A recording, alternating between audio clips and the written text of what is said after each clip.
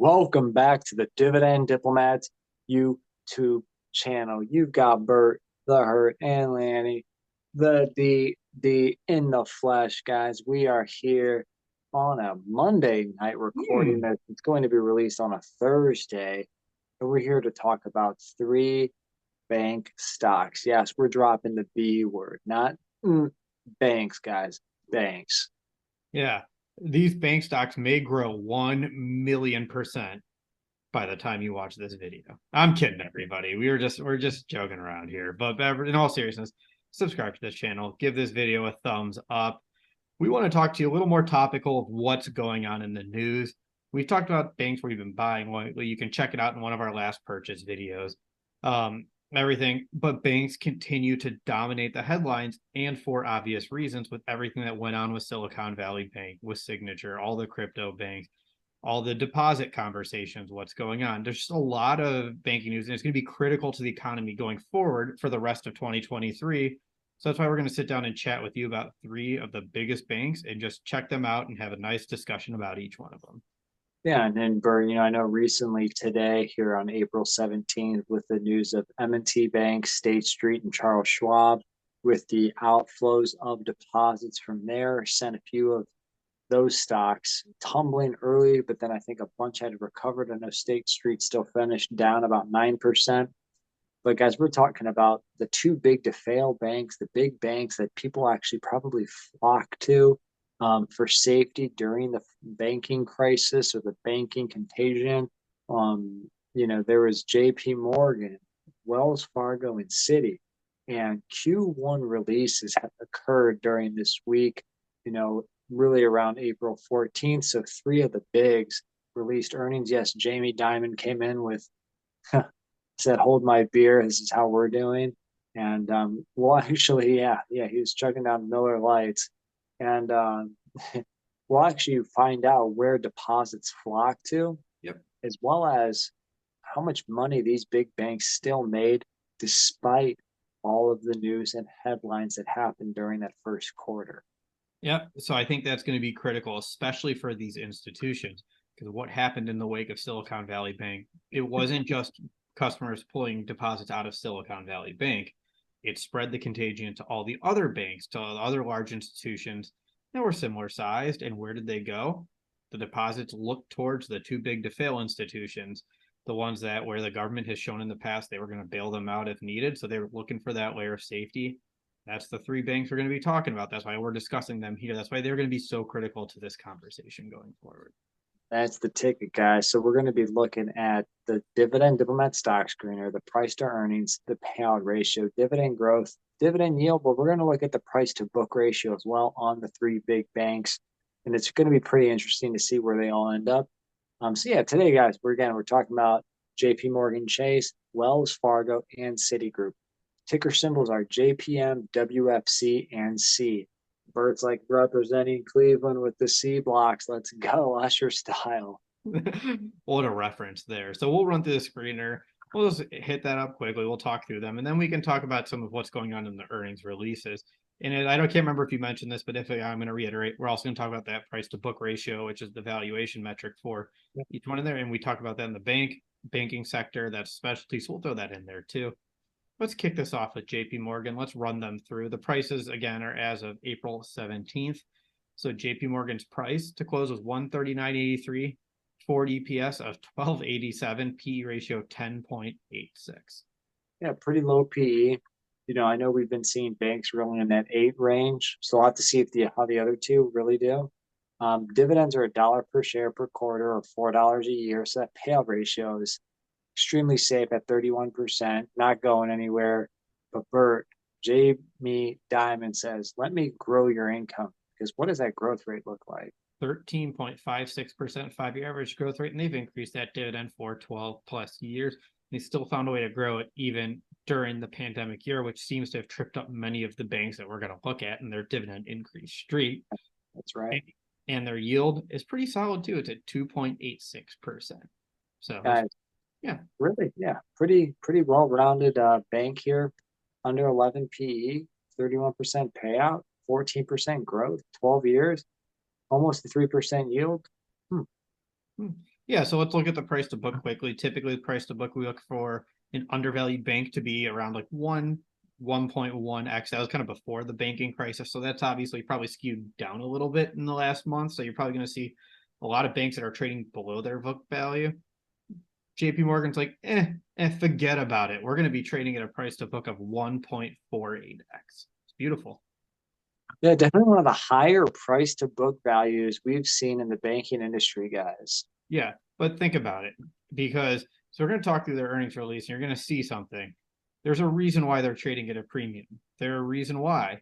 It's because what was the one bank that everyone flocked to when the times were tough? Which one was the safest institution? That's why you're probably going to see JP Morgan at a premium compared And trust. to. Yeah, that's exactly right. What we're going to do is yeah, where I was going with that is JP Morgan's the one when there are times of trouble, you look to JP Morgan. So it makes sense that they were trading at such a premium, and especially when we're run through our screener. Exactly. So, guys, let's go into Wells Fargo next here. Again, Wells Fargo is trading at $41.30, anticipated earnings $4.67. So their PE is much less than the 11 from JP Morgan. They're at 8.84 times earnings. Their annual dividend is $1.20, so their payout ratio is 25.7%.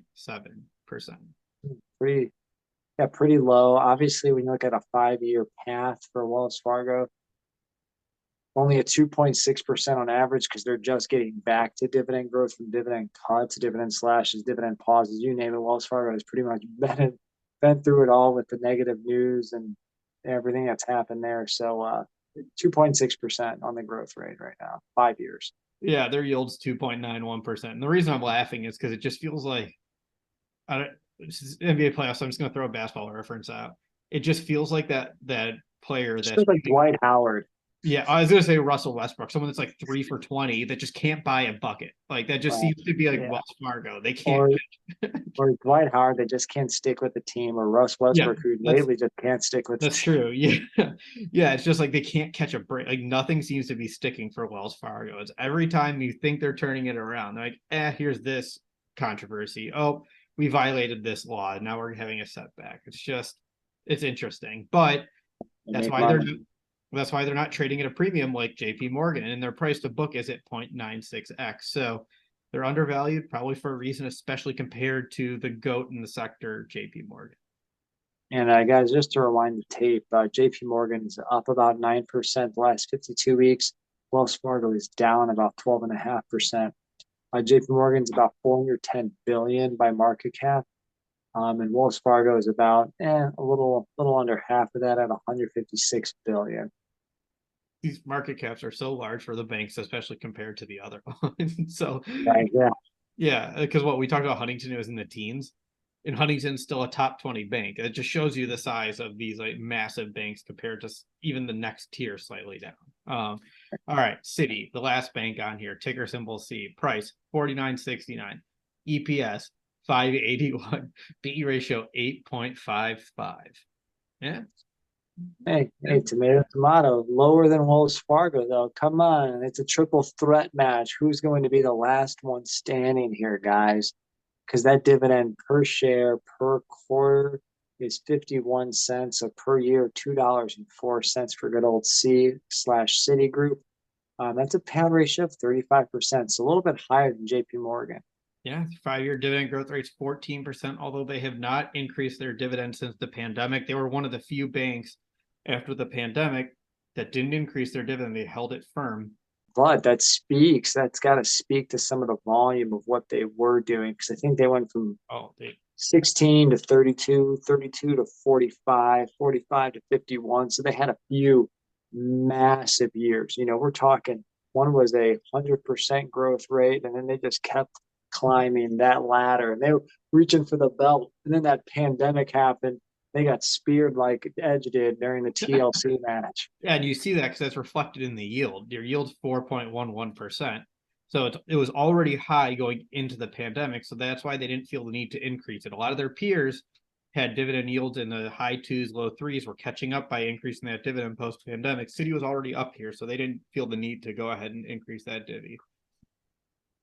love to see what they do, maybe after the inflation, the great, banking crisis that we are currently still going through. But yeah, as Bert, you said, 4.11%. They're actually down 5% in the last 52 weeks, 97 billion by market cap. But what is this price to book ratio? And I laugh Yeah. because I even had you quadruple check me here. Yeah. And it's at 0.51. So Citi 0.51x. It's interesting. It's very, very interesting. They've been going through a lot of restructurings. They've been shaving off businesses, selling this unit, selling this international business. Citibank is still trying to find its footing here after the pandemic. My wife's been building a position. We didn't take advantage of the price in the low 40s. We probably should have. They're still showing signs of undervaluation, though, here at 49.69. Guys, so those are the big banks. JP Morgan during quarter 1 grew their deposits, by the way, by 37 billion, and they crushed earnings by almost 20%. They earned $4.11 in the quarter compared to $3.58 in quarter 4 of 22. So growth for sure right there for JP Morgan and in that core deposit category or just the deposit base. Absolutely insane. And moving to Wells Fargo, their Q1 EPS was $1.23, an increase from 75 cents in Q4 2022. So very strong earnings growth. Their deposits were down 21 billion though in Q1, so they saw a slight deposit outflow.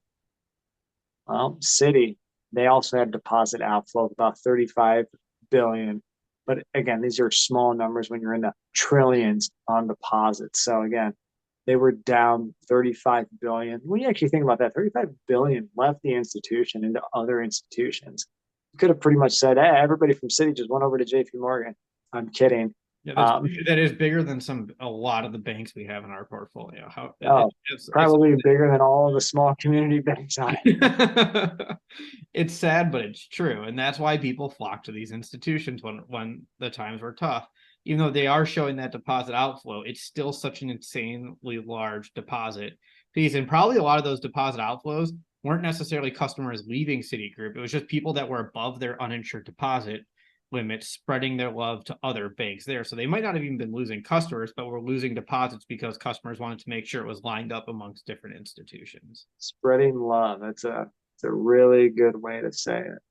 Yes, but what's interesting is they are showing the higher earnings. So even taking deposits out of it, they're benefiting from the higher interest income right now. That's the interest rate shooting up on the loan side. So as you know, it costs much more to borrow. Banks are benefiting from that. You have your well-capitalized, well-funded institutions like JP Morgan, Wells Fargo, and Citi.